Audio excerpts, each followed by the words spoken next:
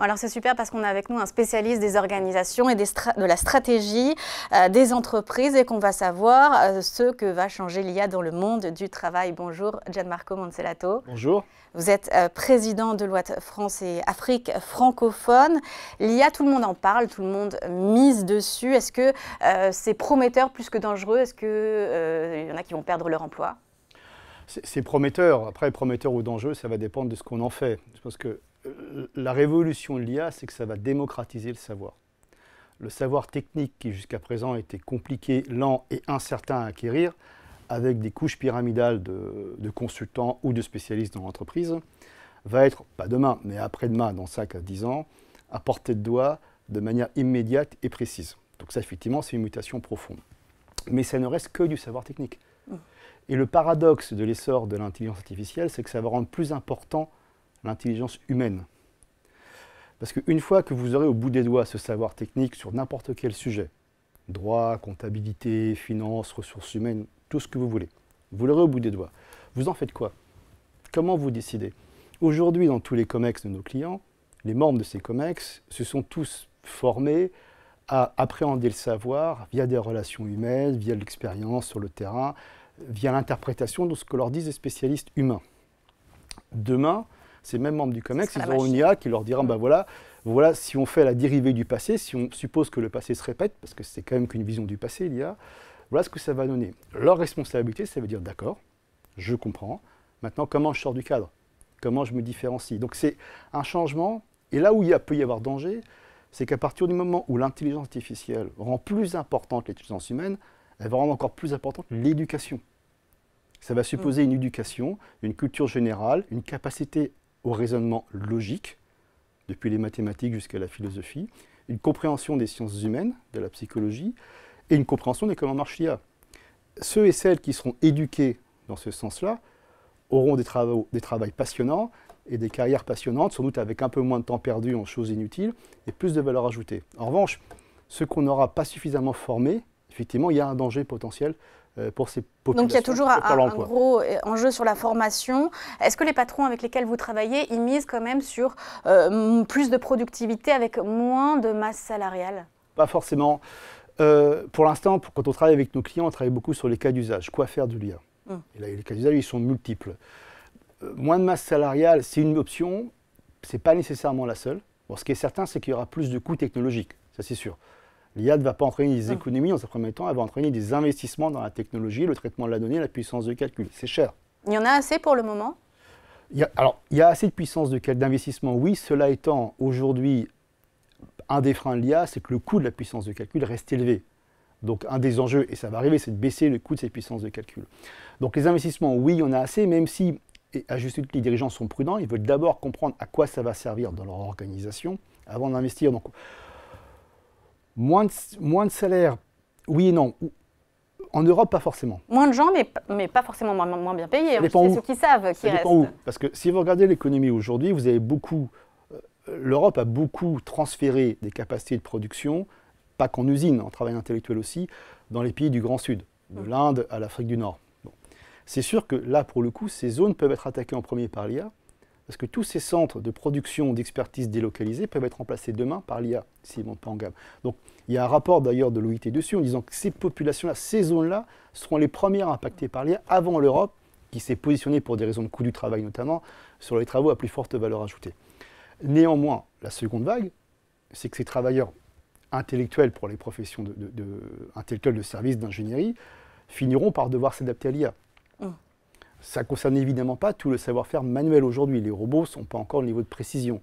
Donc on va rebattre les cartes du monde du travail entre des savoir-faire manuels qui seront irremplaçables et qui, à mon avis, et c'est une bonne nouvelle, seront mieux valorisés qu'ils ne le sont aujourd'hui, et des savoir-faire intellectuels qui vont devoir s'adapter à un monde où le savoir technique n'est plus différenciant, où l'expert étroit est remplacé, et où c'est l'intelligence humaine qui va faire la différence. C'est vertueux, mais le chemin est ardu néanmoins. Dans le conseil, une de vos activités reines, ça va servir à quoi l'IA? Ça sert à développer des outils prédictifs, donc à implémenter une stratégie en donnant des chances de succès. Comment vous allez vous en servir avec vos clients? Alors, comme nos clients, on développe déjà les cas d'usage pour nous-mêmes. On est notre propre client sur ce sujet. Donc le premier cas d'usage le plus facile, entre guillemets, c'est l'automatisation d'une partie de nos tâches. on produit beaucoup de rapports dans différents métiers qu'on exerce. On travaille et on commence déjà à automatiser une partie de ces rapports avec nos données. Ça, c'est le plus immédiat. Le second, et on a travaillé avec des partenaires, c'est effectivement dans le prédictif. Utiliser l'IA en allant collecter des données très vastes au niveau universel pour aller, non pas deviner, mais anticiper certains risques, anticiper certains mouvements. Donc on s'applique à nous-mêmes les cas d'usage. La première conclusion auquel j'ai été confronté immédiatement, c'est que on va devoir revoir intégralement nos programmes de formation. Parce que Deloitte, c'est un énorme incubateur de talent, on passe son temps à former. Avec l'IA demain, je ne peux plus former de la même façon. Mes experts aujourd'hui, mes associés, mes managers, ils et elles ont appris sur le terrain en commençant tout en bas de la pyramide, en faisant des tâches pas forcément passionnantes, mais qui leur apprenaient l'expertise. Et puis après, ils et elles montent en expertise. Demain, ces tâches répétitives, ils ne vont plus les faire. L'IA va les faire. Donc comment je crée mon manager et mon associé demain? C'est des programmes de formation à réinventer complètement pour le faire. Donc on s'applique à nous-mêmes ce qu'on conseille à nos clients. C'est un enjeu pour nous énorme. Je pense que c'est vertueux. Parce que demain, les collaboratrices et les collaborateurs qui nous rejoignent auront un métier beaucoup plus passionnant, avec moins de perte de temps en tâches pas passionnantes, plus de formation. Il n'y a pas besoin de créer les slides, par rapport aujourd'hui. Tout ça. Exactement. Fini la corbeille des slides qu'on n'a pas envie de faire. L'IA vous les sortira. Vous n'aurez qu'à les ajuster au message que vous voulez passer. Et c'est quoi la taille de votre division spécialisée sur l'IA? Vous réalisez beaucoup d'acquisitions, j'imagine. Oui, alors on n'est pas moins que certains grands géants américains, mais alors j'ai pas voulu justement avoir une division spécialisée dans l'IA parce que je ne veux pas du monopole du IA dans l'organisation. Chacun des métiers, chacun des fonctions développe son IA. Après, on a une clearing house dans notre jargon pour coordonner, éviter les doublons, s'assurer qu'on respecte nos normes qualité, mais je veux que chacun s'approprie l'IA. Je ne veux pas une division centrale qui décrète l'IA. Ça, j'y crois pas à la Tour d'Ivoire. Donc ça doit vraiment essaimer dans l'organisation.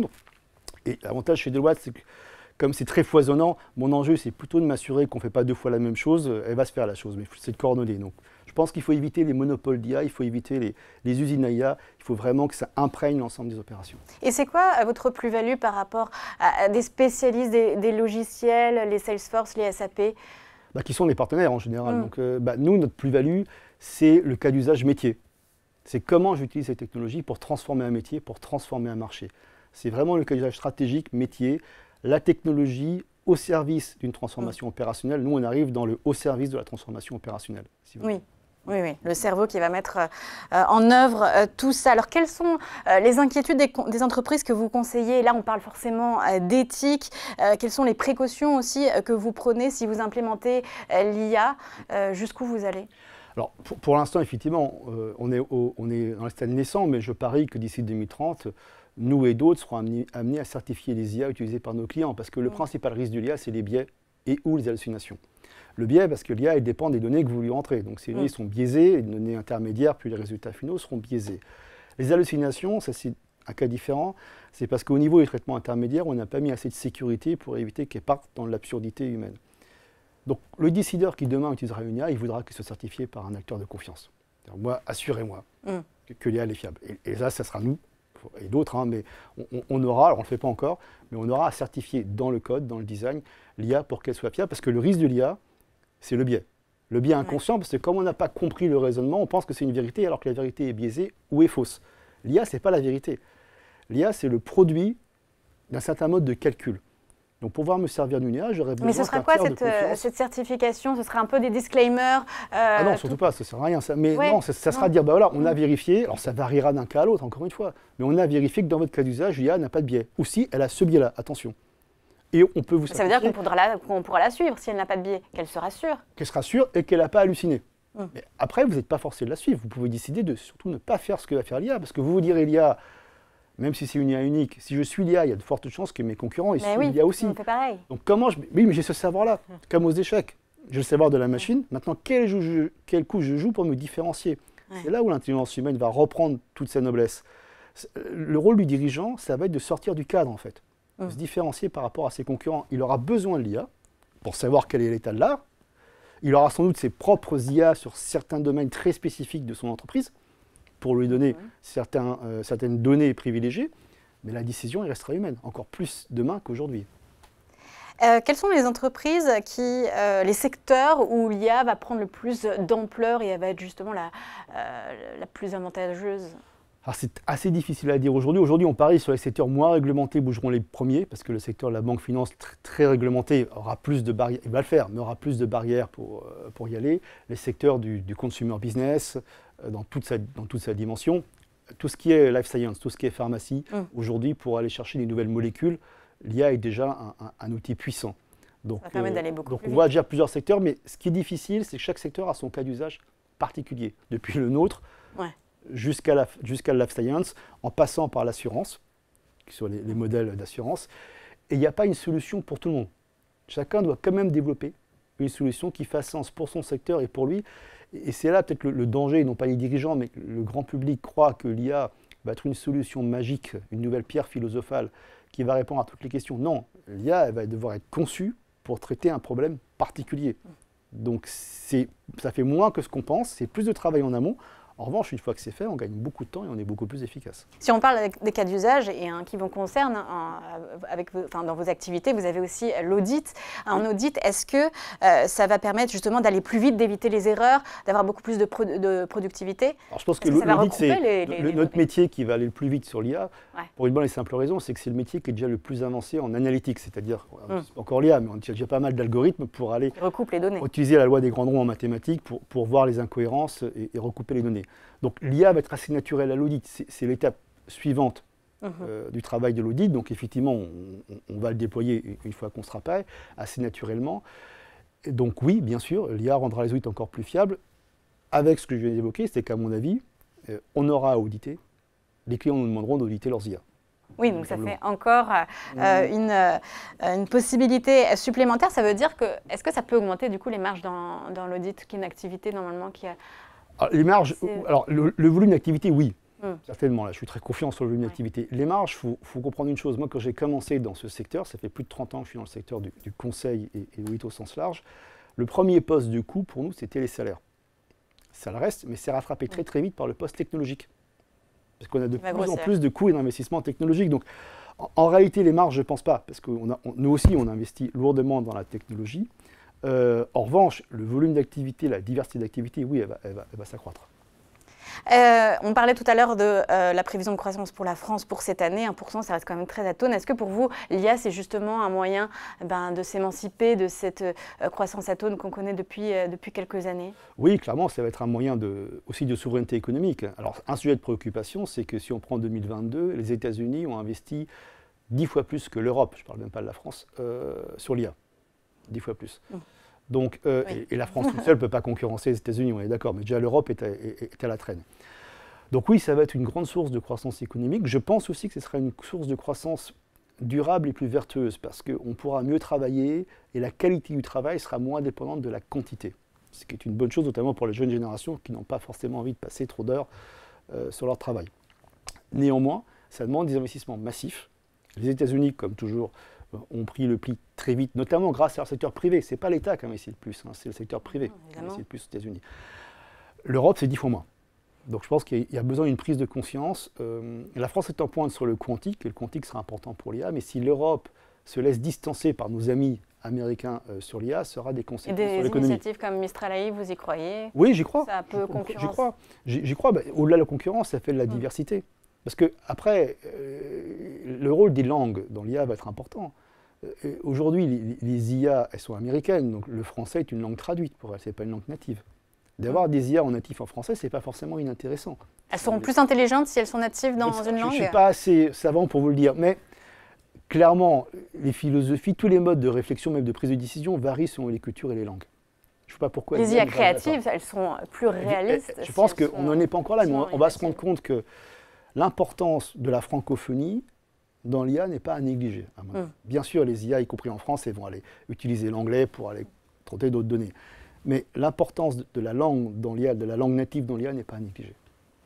Alors l'IA dans la chaîne de valeur mondiale, est-ce que ça va l'éclater de nouveau, comme la tendance qu'on a eue ces dernières années, ou est-ce qu'au contraire ça vient re-régionaliser? Je pense que l'IA sur la chaîne de valeur va permettre de la centraliser plus, mais confrontée à la géopolitique, qui est de la fragmente. Et je pense que le principal facteur d'influence sur la chaîne de valeur, c'est la géopolitique aujourd'hui, plus que l'IA, qui amène non pas à une déglobalisation, ça c'est faux, mais qui amène à une néo-globalisation, si j'ose dire. Donc une globalisation beaucoup plus fragmentée, beaucoup plus dangereuse, beaucoup plus risquée, mais tout aussi nécessaire.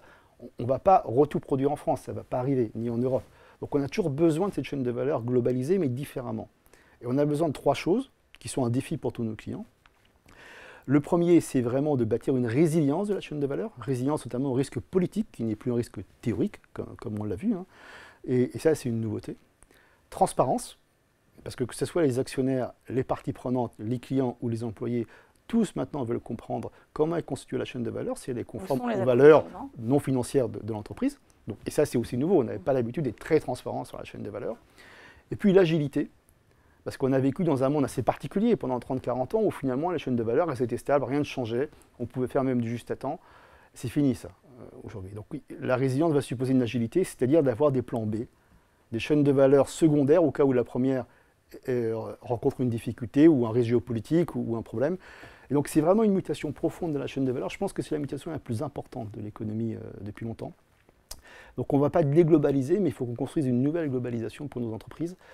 L'Europe est plutôt bien placée sur ce sujet-là, mais il ne faut pas le négliger. C'est une nouvelle réflexion stratégique qui s'ouvre pour nos clients et pour nous-mêmes, et où là encore, je reviens à l'intelligence humaine, ce n'est plus qu'un sujet technique, c'est aussi un sujet politique aujourd'hui et éthique, la chaîne de valeur. Et diplomatique, la Chine, vous en pensez quoi les entreprises que vous conseillez? Qu'est-ce que vous leur dites? C'est un risque géopolitique. En plus, le coût du travail augmente aussi, donc ça devient quand même moins intéressant.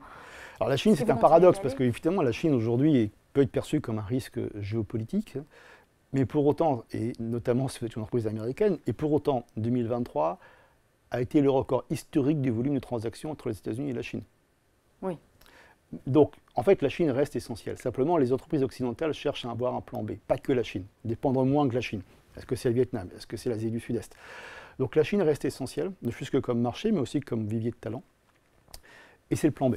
Après, l'enjeu de la Chine pour une entreprise française, c'est-à-dire aujourd'hui, c'est un marché qui est très important. Horizon 2050 ou fin du siècle, la population chinoise aura été divisée par 2. Donc le marché aussi. Et donc il y a aussi des enjeux de temps long en Chine qui sont majeurs pour les entreprises qui y sont implantées. Donc oui, c'est un risque, en tout cas c'est un sujet géopolitique complexe. Il est hors de question de se passer de la Chine pour beaucoup de nos clients, ce serait une aberration. Mais il faut le penser différemment, comme un marché qui, non pas se ferme, mais se pense comme un marché asiatique avant tout, plus régional qu'avant, et qui suppose sans doute une meilleure compréhension des enjeux locaux, et à mon avis un plan B, parce qu'on ne peut pas être certain complètement de l'avenir politique de la Chine. Et le principal risque géopolitique aujourd'hui? Il y en a beaucoup. Pour les Européens, on a la Russie quand même à notre porte avec l'Ukraine. La Chine et Taïwan est un risque géopolitique évidemment évident, mais prenez, je suis aussi président de Deloitte Afrique francophone, prenez l'Afrique du Sud qui quand même prend des partis pris politiques très pro-russes et très peu démocratiques. On voit bien que les cartes changent. Donc, aujourd'hui, pour le dirigeant, c'est plus compliqué, c'est qu'il faut qu'il intègre la politique des États où il investit, aujourd'hui et potentiellement demain. C'est-à-dire qu'à part son pays d'origine, où là, il n'a pas tellement le choix, en tout cas pour un groupe européen, il faut toujours qu'il ait un plan B. Et ça peut vouloir dire se replier, comme ça a été le cas en Russie? Nous, on était les premiers à sortir de Russie, alors que pour Deloitte, sortir d'un pays, c'était la première fois que ça nous arrivait. Et donc, on était les premiers à sortir de Russie. Oui, c'est un nouveau monde. Vous pouvez demain être obligé de sortir d'un pays. Donc, ça suffit juste que votre chaîne de valeur, elle doit être résiliente par rapport à cette sortie. Donc, c'est toute une revue de portefeuille de chaîne de valeur à effectuer. Et multiplier les plans B. Absolument. Merci beaucoup, Gianmarco Monserrato. Merci d'être venu sur notre plateau. Donc, vous êtes président de Deloitte France et Afrique francophone.